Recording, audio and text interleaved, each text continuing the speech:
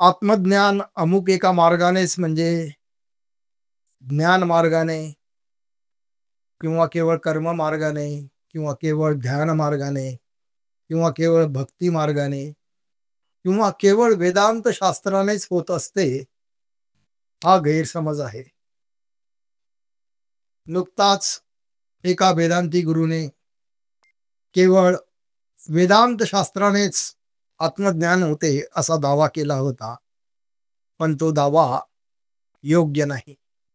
कोणत्याही उपनिषदात कुठेही फक्त वेदांत शास्त्रानेच आत्मज्ञान प्रकटते हा उल्लेख नाही. म्हणून फक्त वेदांत शास्त्र श्रवणानेच आत्मज्ञान होत असते हा वेदांती लोकांचा दावा खोटा आहे. भगवान बुद्धाच्या काळात तर वेदांत शास्त्र जन्मालाही आले नव्हते. मग बुद्धाला आत्मज्ञान कसे झाले?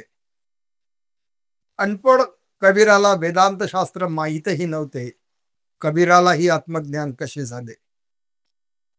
उलट पक्षी असे म्हणता येते की द्रष्टा हा दृश्यापेक्षा भिन्न आहे व सुषुप्ती गाढ झोप आहे असे म्हणणाऱ्या वेदांती माणसाला कधीच आत्मज्ञान होत नसते. केवळ श्रवण आणि वाचन यांनी आत्मज्ञान होत नाही अशा अर्थाची एक श्रुती आहे. तसं जर खोलात विचार केला तर व्यासानाही आत्मज्ञान झालेले नाही असे दिसून येते. कारण ब्रह्मसूत्र लिहिल्यानंतरही जो माणूस असमाधानी होता व म्हणून समाधान होण्यासाठी ज्याला भागवत व पुराणे लिहावी लागली अशी जी काही कथा आपण ऐकतो, या कथेवरून हे स्पष्ट होते की व्यासांनाही ब्रह्मसूत्र लिहूनही आत्मज्ञान झालेले नव्हते. आदिशंकराचार्यांनाही आत्मज्ञान झालेले नव्हते. सुषुप्तीला गाढ झोप म्हणणाऱ्या माणसाला आत्मज्ञान झालेले नसते. कारण सुषुप्तीमध्ये सजग निष्काम अवस्थेमध्ये प्रवेश झाल्याशिवाय तुर्येत अपरोक्ष प्रवेश होत नसतो हा उल्लेख गौडपादाचार्यांनी कारिकेत केलेला आहे. ही कारिका म्हणजे मांडुक्य उपनिषदावरील 4 प्रकरणातील कारिका आहे, ज्यामध्ये 215 कारिका आहेत व हे गौडपादाचार्य म्हणजे आदि शंकराचार्यांच्या गुरुचे गुरु आहेत. म्हणून केवळ वेदांत शास्त्राने आत्मज्ञान होते ही गोष्ट त्रिवार असत्य आहे. द्रष्टा हा दृश्यापेक्षा भिन्न आहे असे म्हणणारे व सुषुप्तीला गाढ झोप म्हणणारे सर्व वेदांती गुरु अज्ञानी व शाब्दिक पोपटपंची करणारे असतात अशी आंतरिक अनुभूती या अंतरंगात आहे. सुषुप्तीला गाढ झोप म्हणणाऱ्यांना अपरोक्ष ब्रह्मज्ञान झालेले नसते व म्हणून अशा लोकांबाबत अपरोक्ष ब्रह्ममयता तसेच परब्रह्मबोधाचा प्रश्नच उद्भवत नसतो. अर्जुनालाही आत्मज्ञान झालेले नव्हते. आत्मज्ञान झाले असते तर गीता 2दा व अनुभूता पुन्हा सांगावी लागली नसती व युद्धानंतर फक्त युधिष्ठिर स्वर्गात गेल्याचा उल्लेख आहे, मोक्षाला गेल्याचा उल्लेख नाही. जर एकटा युधिष्ठिर फक्त स्वर्गात गेला तर मग इतर पांडव कुठे गेले असतील चा विचार सर्वांनी करावा. गौडपादाचार्य व बौद्ध तत्वज्ञान यात कमालीचे साम्य आढळते. कारण अजातवाद व शून्यवाद यामध्ये फार साम्य आहे. आदिशंकराचार्यांनी वेदांत शास्त्र हे बौद्ध तत्वज्ञानात वैदिक दृष्टिकोनातून त्यांना हवा तसा बदल करून निर्माण केले आहे. म्हणून आदिशंकराचार्यांना प्रछन्न बौद्ध असेही म्हटले जाते. सर्व विश्वाचा एक स्वतंत्र वैश्विक द्रष्टा आहे असे मानणारे व सुषुप्तीला गाढ झोप म्हणणारे आदिशंकराचार्य हे नक्कीच अपरोक्ष ब्रह्मज्ञानी नव्हते. काही महिन्यांपूर्वी दिल्लीच्या देवदत्त दाभोळकर यांनी विवेकानंदांच्या साहित्यावर संशोधन करून एक जे पुस्तक लिहिलेले आहे, त्या पुस्तकात विवेकानंदांनी एका ठिकाणी जे वक्तव्य केले आहे ते वक्तव्य अभ्यासण्यासारखे आहे. त्या वक्तव्यात विवेकानंद म्हणतात की शंकराचार्य हे कोरडे पाषाण होते. म्हणजे लोकांसांगी ब्रह्मज्ञान व स्वतः मात्र कोरडे पाषाण असा थेट उल्लेख विवेकानंदांनी केल्याचे आढळते. खरे खोटे देव जाणे. फक्त अद्वैत वेदांत हाच आत्मज्ञानाचा मार्ग आहे हे मत जसे चुकीचे आहे, तसे फक्त भक्ती मार्गानेच किंवा ध्यान मार्गानेच किंवा कर्म मार्गानेच किंवा ज्ञान मार्गानेच किंवा अमुक एका मार्गानेच आत्मज्ञान होते हे देखील मत चुकीचे आहे. मन सजग व निष्काम नसेल तर कोणत्या मार्गाने आत्मज्ञान होत नसते आणि मन सजग व निष्काम असेल तर मग कोणत्याच मार्गाची गरज नाही. सजग निष्कामता हीच आत्मज्ञानाची गुरुकिल्ली आहे. केवळ सजग निष्काम अशा मनाच्या अवस्थेत सजगतेत जर सुषुप्तीत प्रवेश झाला, सुषुप्ती ही सजग निष्काम अवस्थेत अंतरात अपरोक्ष जाणली गेली तरच तुर्या व ब्रह्म अपरोक्ष जाणले जाते.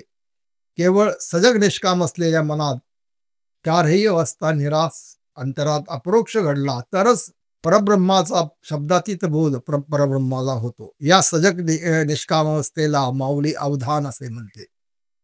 माऊली एका ओळीत म्हणते, केवळ अवधानाचे कारणे ज्या ज्ञानाचे प्रकटणे ते ज्ञान का श्रवणाने प्रकट होई. दुसऱ्या ठिकाणी माऊली म्हणते, एकले अवधान दिजे मग सर्व सुखासी प्राप्त होईजे हे प्रतिज्ञोत्तर माझे उघडाई का.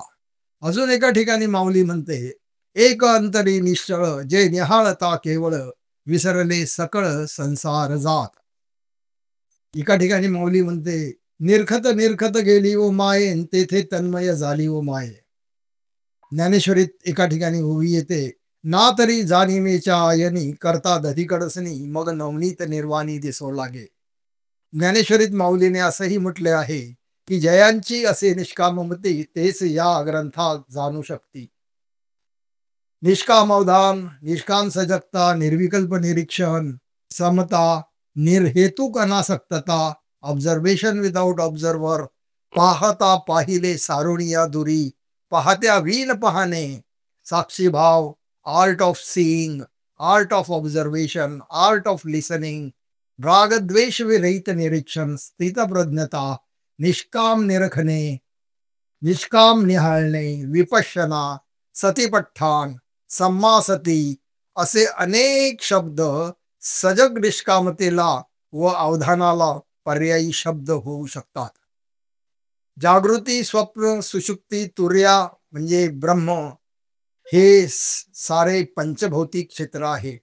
जेथे जागृती व स्वप्न सुषुप्तीत द्रष्टादृश्य हे द्वैत अवस्थेत असतात व तुर्येत व ब्रह्ममयतेत द्रष्टादृश्य हे अद्वैत अवस्थेत असतात. द्वैत अवस्था व अद्वैत अवस्था या दोन्ही पंचभौतिक अवस्था आहेत. तर परब्रह्म हे शब्दातीत अनिर्वाच्य असे पंचमहाभूतातीत आहे. परब्रह्माठाई द्रष्टादृश्याचा पूर्ण अभाव आहे. परब्रह्म हे पंचभूतातीत, द्वैत अद्वैतातीत, ज्ञान अज्ञानातीत, निर्गुण सगुणातीत, कालातीत व कालतीत असे शब्दातीत तत्व आहे. मनुष्य स्वरूपातील ईश्वर मूर्तीची सकाम द्वैत भक्ती व स्वसकाम द्वैतात्मक पूजा करणाऱ्यांना माऊलीने ज्ञानेश्वरीतील अध्याय 9 मध्ये मूर्ख व अज्ञानी म्हटले आहे. अनेक देवतांची पूजा करणाऱ्या लोकांना पुढे माऊलीने गावदारीची वेश्या म्हणजे व्याभिचारी म्हटले आहे. सकाम नामजप हा एक विनोद असल्याचे चांदूर बाजारच्या प्रज्ञाचक्षू गुलाबराव महाराजांनी म्हटले आहे. सकाम भक्ताला व सकाम साधकाला कधीच आत्मज्ञान होत नसते. जो अपरोक्ष आत्मज्ञानी असतो तोच अपरोक्ष आत्मज्ञानाला ओळखू शकतो. आत्मज्ञान जर झालेले नसेल तर मनुष्य आत्मज्ञानी माणसाला कधीच ओळखू शकत नाही. आत्मज्ञानीच आत्मज्ञानाला ओळखतो, दुसरा उपाय नाही. अज्ञानी मनुष्य आत्मज्ञानाला कधीच ओळखू शकत नाही. केवळ शास्त्रग्रंथ वाचून व ऐकून आत्मज्ञान होत नसते. केवळ मंत्रजप किंवा नामजपाने कधीच आत्मज्ञान होत नसते. केवळ कोणत्याही सकाम कर्मकांडाने वा पूजे अर्चने वा सकाम प्रार्थनेने कधीच आत्मज्ञान होत नसते. अस्तित्वात कुठेही आत्मा नावाची किंवा मी आहे हा चिरंतन भाव असलेली बाब मौजूद नाही. माऊलीने अमृतानुभवात तरी शास्त्र मत ऐसे की आत्माचं ज्ञान असे स्पष्ट नमूद केले आहे. जागृती, स्वप्न व सुषुप्ती हे तीन अवस्थात्मक पंचभौतिक अस्तित्व जे अनुभवले जाऊ शकते ते सर्व द्वैत अस्तित्व जे पंचमहाभूत भूतात्मक अस्तित्व आहे ते अनात्मा आहे आणि अद्वैत रूपी सूर्यारूपी आत्मारूपी द्रष्टा दृश्य स्वरूपातील जे पंचभौतिक विश्वात्मक अस्तित्व आहे ते देखील अनात्मा आहे. म्हणून ब्रह्म, तुर्या किंवा आत्मा या अनात्म बाबी आहेत. परम सत्य आत्म अनात्म पलीकडे आहे. परम सत्या ठाई शब्दातीत किंवा अनिर्वाच्य ठाई द्रष्टादृश्याचा म्हणजे पंचमहाभूतांचा किंवा आत्म अनात्माचा लवलेश नाही. परब्रह्माठाई मी आहे हा भाव देखील शिल्लक नसतो. द्रष्टाचं दृश्य आहे हा बोध खरोखर अंतरात झाला तरच चार अवस्था निरासात अंतरात अपरोक्ष आत्मज्ञान प्रकटत असते. ही या मनातील अपरोक्ष अनुभूती आहे. विश्वात्मक पंचभौतिक आत्मा म्हणजे मी आहे हा विश्वात्मक पंचभौतिक भाव चिरंतन अक्षय व नित्य आहे ही खोटी बाब आहे. कारण की मी ही पंचभौतिक बाब असल्याने क्षणिक आहे व सतत उदयव्यय होणारी आहे. कारण पंचमहाभूते सतत उदयव्यय पावत असतात. अहम ब्रह्मास्मी हा भाव देखील पंचमहाभूतात्मक असल्याने अनित्य व अनात्मा आहे. आणि म्हणूनच माऊलीने अमृतानुभवामध्ये तरी शास्त्रमत ऐसे की आत्माचं ज्ञान असे स्पष्ट नमूद करून ठेवले आहे.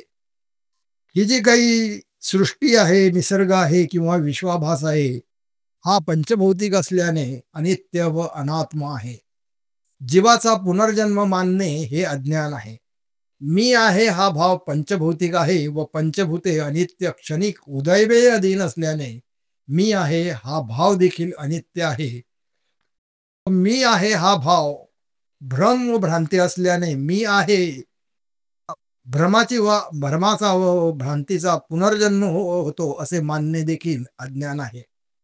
वैयक्तिक जीवभाव म्हणजे मी कोणीतरी एक वैयक्तिक सेपरेट व्यक्ती आहे व मला पुनर्जन्म आहे असे वाटणे हे भ्रम व अज्ञान आहे. मी नावाची कोणतीही परमनंट किंवा सेमी परमनंट वस्तू नाही. सृष्टीत अज्ञान असेपर्यंत पंचमहाभूतात्मक अनित्य बाबींचा पंचमहाभूतात्मक पुनर्भव भवचक्र रूपाने होत असतो. ब्रह्म किंवा तुर्या किंवा आत्मा स्वसंवेद्य आहे. म्हणून ब्रह्माठाई, तुरेठाई, आत्म्याठाई जी बीजरूपाने पंचमहाभूते आहेत व त्या बीजरूप असलेल्या पंचमहाभूतातून जी नंतर स्थूल व सघन पंचमहाभूते निर्माण होतात ती देखील स्वसंवेद्य आहे. आकाश स्वसंवेद्य आहे, वायू स्वसंवेद्य आहे, अग्नी स्वसंवेद्य आहे, आप स्वसंवेद्य आहे आणि पृथ्वी तत्व देखील स्वसंवेद्य आहे. आणि म्हणून पंचमहाभूताठाई प्रकटलेली सृष्टी देखील स्वसंवेद्य आहे. जड पंचभूताठाई देखील सूक्ष्म असे चेतन तत्व असते. जड पंचमहाभूतांना जरी आपल्यासारखी 5 इंद्रिय नसली तरी त्यांच्या ठाई सूक्ष्म असा कॉन्शियसनेस असतो, सूक्ष्म असं चेतन तत्व असतं. कारण की कोणतीही जड वस्तू चेतन तत्वाशिवाय अस्तित्वातच येऊ शकत नाही. कारण चेतन जड हे जेव्हा संयुक्तपणे अस्तित्वात असतात तेव्हाच अस्तित्व भास होत असतात. तेव्हा चेतन जड ही जोडगोळीच असते. नुसतं जड किंवा नुसतं चेतन हे स्वतंत्रपणे कधीच अस्तित्वात नसतं. पंचमहाभूतांना मन आहे. Matter has a consciousness. Matter is conscious हे मॉडर्न फिजिक्सलाही अजून नीट समजलेले नाही. माऊली ज्ञानेश्वरीत तर अखिल चराचर सोयीची झाला असे स्पष्ट म्हणते. विश्वाभास हे अज्ञान आहे. मी माझी आठवण विसरले जयाचे व अंतकरण तयासीच तू ज्ञानीमान अर्जुना, असं माऊलीने ज्ञानेश्वरीत म्हटलेलं आहे. म्हणजे मी आहे असं वाटणं हेच अज्ञान आहे. मी आत्मा आहे असं वाटणं हेच अज्ञान आहे. मी ब्रह्म आहे असं वाटणं हेच अज्ञान आहे. मी ईश्वर आहे असं वाटणं हेच अज्ञान आहे. कारण की या सर्व गोष्टी पंचभूतात्मक आहेत. मी आहे हेच अज्ञान आहे व हे अज्ञान असेपर्यंत भवचक्र खरे वाटत असते. अनात्मबोध झाल्याशिवाय म्हणजे मी नावाची वस्तूच अस्तित्वात नाही हे समजल्याशिवाय अस्तित्वाचा बोध अस्तित्वाला होत नसतो.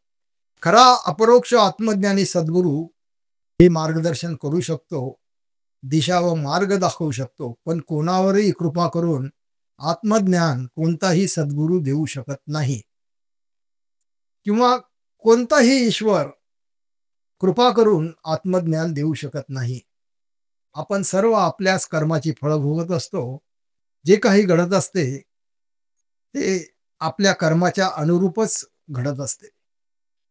निसर्ग किंवा ईश्वर किंवा सृष्टी ही कर्मसिद्धांतावर आधारित यंत्रणा आहे. निसर्ग वा ईश्वर कोणाच्याही कर्मात किंवा कर्मसंस्कारात किंवा पापपुण्यात हस्तक्षेप करत नाही. निसर्ग कर्मसिद्धांत आधारित आहे, कार्यकारण भावावर आधारित आहे. निसर्ग ही एक self sustaining self maintaining system आहे. विश्वाभास ही पंचभूतातीत अधिष्ठान आधारित असलेली एक स्वयंचलित पंचभौतिक रचना आहे. हे सर्व आपण समजावून घेतलं पाहिजे. मला वाटतं आज एवढं चिंतन पुरे झालं. हरिओम तत्सत. हरिओम तत्सत. मोबाईल नंबर 9822992578 आणि आजची तारीख आहे 5 ऑगस्ट 2025. हरिओम तत्सत. हरिओम तत्सत. हरिओम तत्सत.